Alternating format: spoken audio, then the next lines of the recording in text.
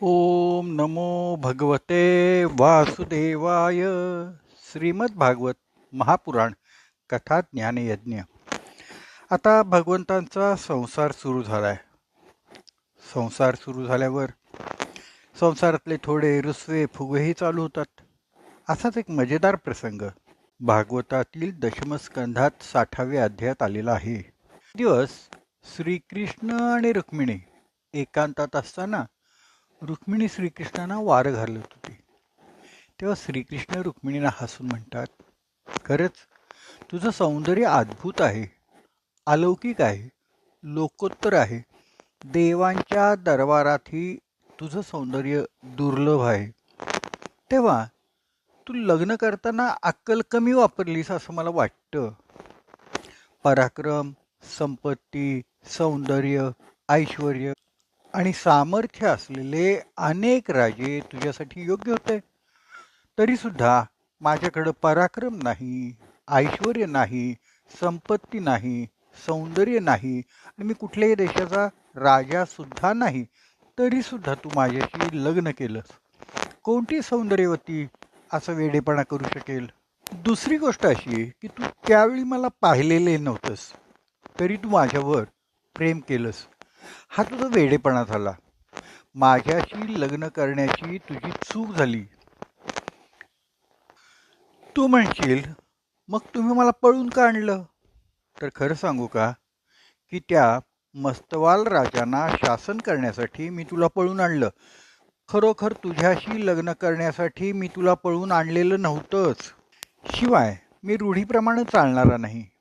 माझ्यासारखे वेडे लोकच वेगळा रस्ता स्वीकारतात. माझ्यासह माझे सोबती सगळे गरीब आहेत, सामान्य लोक आहेत. त्यामुळे तुला सतत दुःख सहन करावं लागत आहे. सर्व वैभववान, वित्तवान लोक माझ्या विरुद्ध उभे आहेत. तेव्हा तू अजूनही दुसरं लग्न करू शकतेस. अजूनही तू विचार कर.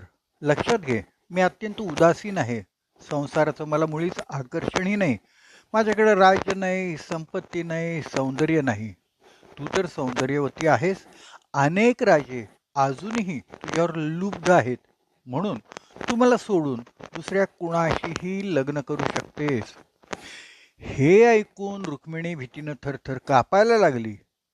ज्यांच्याशी इतके वर्ष संसार केला आहे त्यांनीच अशा गोष्टी बोलायला लागल्या तर काय करायचं?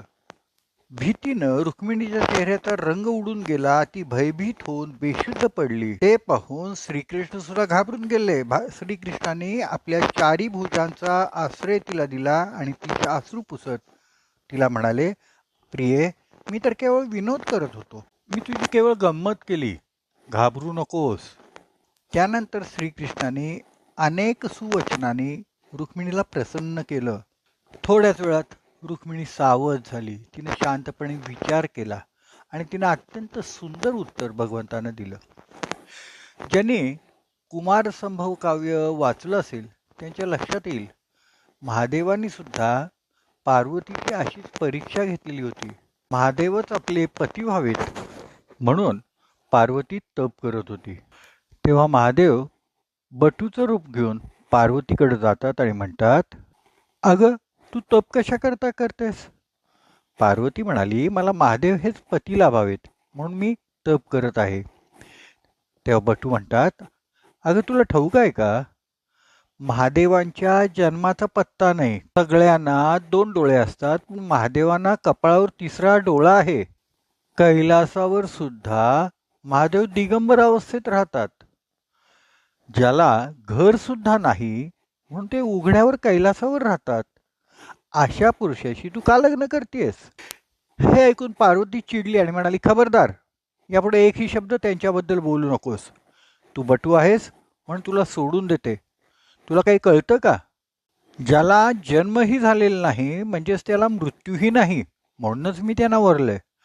अरे, ज्यांच्याजवळ काहीही नसतं असं लोक समजतात, पण प्रत्यक्षात त्यांचं सर्व काही असतं. महादेवांना कपाळावर 3रा डोळा म्हणतोयस ना, पण तो 3रा डोळा जर त्यांनी उघडला तर सर्व विश्वाचं, ब्रह्मांडाचं भस्म होईल, अशी त्यात शक्ती आहे. हे सर्व ऐकून महादेव प्रसन्न झाले आणि तिनं पार्वतीचा स्वीकार केला. आता रुक्मिणी सुद्धा तसंच सावधपणानं श्रीकृष्णांना उत्तर देते आणि म्हणते, तुम्ही म्हणता त्याप्रमाणे खरोखरच तुमच्याकडं सौंदर्य, ऐश्वर्य, संपत्ती, वैभव नाही. पण तुम्ही स्वतःच सौंदर्य रूप, ऐश्वर्य रूप, वैभव रूप आहात. मग तुम्ही ऐश्वर्यवान, वैभववान कसं असणार बरं? ती स्त्री हे सत्य जाणते, ती अशा राजांच्यावर कसं प्रेम करेल? तुम्ही म्हणता की मी पराक्रमी नाही. अगदी खरं आहे बघा. पराक्रम करणं म्हणजे दुसऱ्या देशांच्यावर आक्रमण करणं, त्यांच्या संपत्तीची लूट करणं, अनेकांची हत्या करणं, अनेक स्त्रियांना पकडून आणणं, अनेक मुलींचं अपहरण करून त्यांच्यावर अत्याचार करणं. तुम्ही जे काही करताय ना, तो असला पराक्रम नाही, याचा मला अभिमान आहे. तुम्ही जन्मल्यापासून जे काही करत आहात, तो तुमचा स्वभाव आहे, त्या तुमच्या लीला आहेत आणि त्या सर्व लीला सर्वोत्तम आहेत. आपण म्हणालात की संसाराबाबत आपण उदासीन आहात. जे लोक संसारी जीवन आनंदाने जगत आहेत, ते लोक पुरुष घरातील सुंदर स्त्रीचं गाढवाप्रमाणे भारवाहक बनतात, बैलाप्रमाणे अपार कष्ट करतात, कुत्र्याप्रमाणे अपमानित जीवन जगत असतात आणि मांजराप्रमाणे सुंदर स्त्रीच्या समोर शेपूट हलवून पायात घुटमळत असतात, हात जोडून तिच्यापुढे उभं राहतात, जणू ते जिवंत प्रेताप्रमाणेच असतात. अशा पुरुषांच्यावर कोणती स्त्री लट्टू बनणार? जिला अक्कल नाही, जिला चांगलं आणि वाईट समजण्याची बुद्धी नाही, जी ध्येयशून्य व्यक्तीसह आनंद उपभोगते, ती स्त्री अत्यंत क्षुद्र मनोवृत्तीचीच असणार. पण धैर्यवान व्यक्तीसह दुःख सहन करण्याची तयारी ठेवणं हेच स्त्रीचं सौंदर्य आहे. पुढं रुक्मिणी सांगती, कुमारिकेला जोपर्यंत पती मिळत नाही तोपर्यंत तिचं मन ऐश्वर्यवान, वैभववान पुरुषांच्याकडे जातं, कारण तिचा पती अद्याप निश्चित झालेला नसतो. पण एकदा तिचा पती कोण आहे हे ठरलं की तिचं मन इतर पुरुषांच्याकडे जात नाही. लक्षात ठेवा, लग्नापूर्वी तसंच लग्नानंतरही माझं मन आजपर्यंत दुसऱ्या कोणाही पुरुषाकडे गेलेलं नाही. रुक्मिणीचं हे प्रभावी उत्तर ऐकून श्रीकृष्ण हसून म्हणाला, प्रिये, मी जे काही बोललो ते तुझी परीक्षा घेण्याकरता बोललो होतो ग. तुझ्या प्रेमाची मला परीक्षा घ्यायची होती. खरं तर माझं तुझ्यावर अत्यंत प्रेम आहे. त्यानंतर श्रीकृष्णानं रुक्मिणीला जे काही सांगितलं ते फार सुंदर आहे, मनोहर आहे. ते मुळातनंच वाचायला हवं. गृहस्थाश्रमामध्ये थोडी चेष्टा, गंमत केलीच पाहिजे. पण ती चेष्टा आणि गंमत समजणारा प्रतिपक्ष असला पाहिजे. नाहीतर संसाराचा गाडा उलटल्याखेरीज राहणार नाही, हे समजून देण्यासाठी भागवतात हा प्रसंग आहे. हे प्रेमाचं भांडण आहे. भगवान श्रीकृष्ण आपल्या भक्ताची भक्ती पुष्ट करीत असतातच. भक्तिरथाच्या पुष्टीसाठी केवळ संयोगच पर्याप्त नाही, तर वियोगही आवश्यक आहे. वियोगामध्ये ज्याचं आपण भजन करतो त्याचं स्मरण अधिक दृढतेनं होतं. म्हणूनच भगवंतांनी गोपींना इतका दीर्घ वियोग दिला. परिणामतः गोपींचा भगवंतांच्या बरोबर निरंतर संयोग झाला. तथापि रुक्मिणीचं भगवंतांच्या विषयीचं प्रेम इतकं उच्च कोटीचं होतं की ती भगवंतांचा वास्तविक वियोग तर नाहीच, पण शाब्दिक वियोगही सहन करू शकत नव्हती. म्हणून रुक्मिणीला श्रीकृष्णाने हा वाचिक वियोगाचा अनुभव दिलेला आहे. श्रीकृष्ण पुत्र प्रद्युम्नला अनिरुद्ध नावाचा पुत्र झाला. तोही वडील आणि आजोबांच्याच प्रमाणे सुंदर, सुशील आणि अत्यंत पराक्रमी होता. त्यानं रुक्मिणीची नात रोचनाशी विवाह केला. या विवाहात रुक्मिणीनं बलरामांना द्यूत खेळण्यासाठी बोलवलं. त्याला ठाऊक होतं की बलरामांना द्यूत आवडतं, पण खेळता मात्र येत नाही. रुक्मिणीच्या मनात बलरामांची फजितीच करायची होती, म्हणून त्यांनी द्यूताला खेळायला सुरुवात केली. प्रथम 100 मोहरा, नंतर 1000 मोहरा, नंतर 10,000 मोहरा, नंतर 1,00,000 मोहरा लावून प्रत्येक वेळी बलरामदादा हरतच गेले. तेव्हा रुक्मिणीचे मित्रराजे बलरामांना अत्यंत हसत होते. तेव्हा बलरामाने 1 कोटी मोहरांचा डाव लावला आणि हा डाव जिंकला. तेव्हा रुक्मी आणि त्याचे मित्र आम्हीच जिंकलो असं ओरडून ओरडून हसायला लागले. तेव्हा बलरामदादा चिडले आणि त्यांनी 10 कोटी मोहरांचा डाव लावला. परत बलरामदादा जिंकलेच. तरीही खोटेपणानं रुक्मी आणि त्याचे मित्र आम्हीच जिंकलो म्हणून ओरडायला लागले. बलरामदादांना अत्यंत संताप आला. तेवढ्यात आकाशवाणी झाली. रुक्मी खोटं बोलत आहे. डाव बलरामदादांनीच जिंकलेला आहे. रुक्मी आणि त्याचे सर्व मित्र आम्हीच जिंकलो असं ओरडायला लागले. आणि रुक्मी हसत हसत बलरामदादांना म्हणाला, गुराख्यानो, तुम्ही काय फासे खेळणार? राजानेच फासे खेळावेत, गुराख्याने नाहीत. हे ऐकल्याबरोबर संतापलेल्या बलरामदादांनी रुक्मीला तिथंच आपल्या मुसळाने ठार मारलं आणि दात काढून हसणाऱ्या कलिंग नरेशाचं दात पाडले. इतरांनाही चोप दिला. रुक्मी मेल्यानंतर श्रीकृष्णाने बलरामदादांचा किंवा रुक्मिणीचा रोष ओढू नये म्हणून काहीही भाष्य केलं नाही. श्रीकृष्णाने आपला एक हात बलरामदादांच्या खांद्यावर टाकला आणि दुसरा हात रुक्मिणीच्या खांद्यावर टाकला आणि काहीही न बोलता नववधूसह द्वारकेला परत आले.